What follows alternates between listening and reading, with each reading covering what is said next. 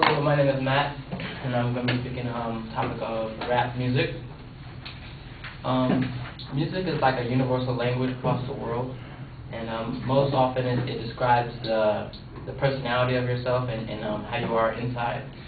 But there are tons of different music genres out there, and different people have different opinions about them. You know, but not all music is good and positive. Some of the music that we listen to can be negative and teaches kids wrong things in life. So my main proposition is that rap music has a significant negative effect on teen listeners. First, I'm going to be talking about how teens are affected by the music that they listen to. Second, I will show you how the negative material that rappers put in their music that we watch and listen to. And finally, I will show you how teens take a negative effect to these kind of music and videos that they watch. My first point is that growing teens are affected by the kind of music that they listen to. Music also affects the way they dress, the way they talk, and the way they act. In some cases, it could be a positive outcome. In other cases, it could be a negative outcome. Study show from Professor Kendall R. Roberts from the University of Stanford. He has found that adolescents have an emotional response to music. Whether those emotions are positive or negative depends on the kind of music that's listened to. He also said that strong negative emotion responses to music are particularly historically greater.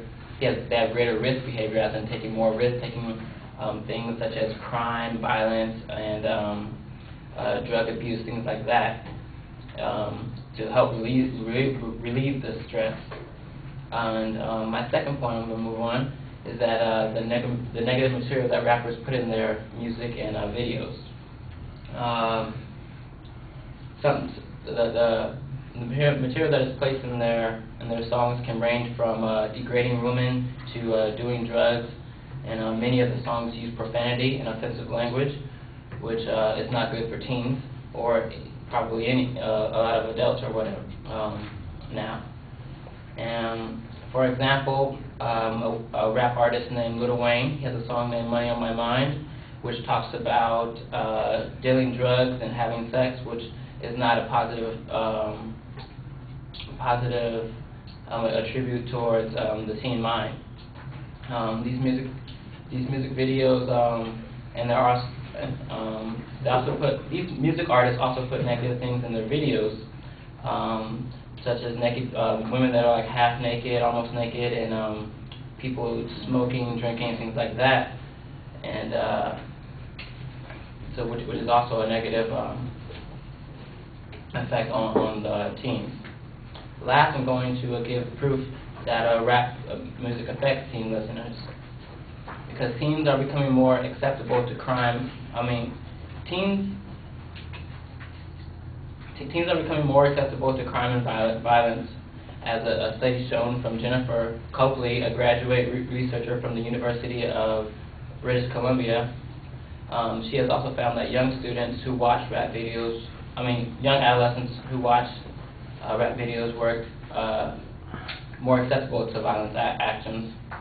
And as I said in my first point, that it's also emotional distress as you listen to music. It affects a lot of the inside, and also can result in suicides and bad self-esteem. She has also found that adolescent females that listen to rap music are more acceptable to accept abuse and disrespect in a relationship. And after all these things, I just hope that you can have a more broad effect on the negative effects that rap music has put on teens. Thank you.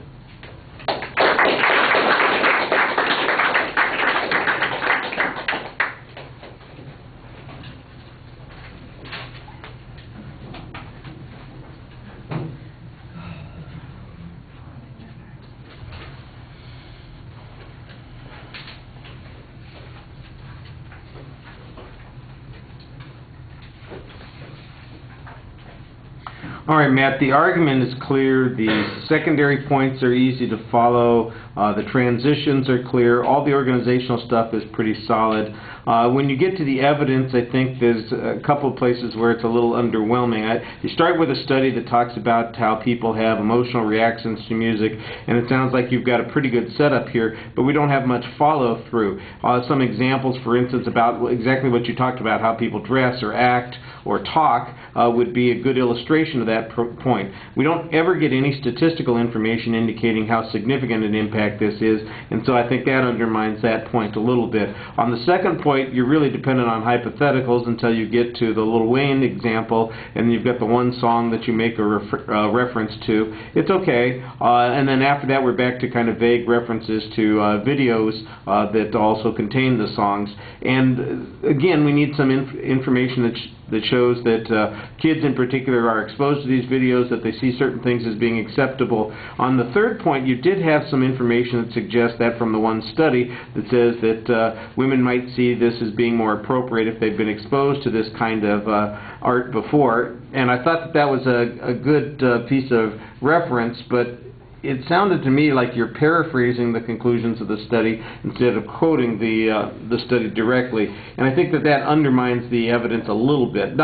It doesn't mean that it's meaningless, but it does mean that it's harder to evaluate in contrast. And there weren't any statistics from that study talking about the ratios or the way we would measure that impact. It sounds very hypothetical at that point.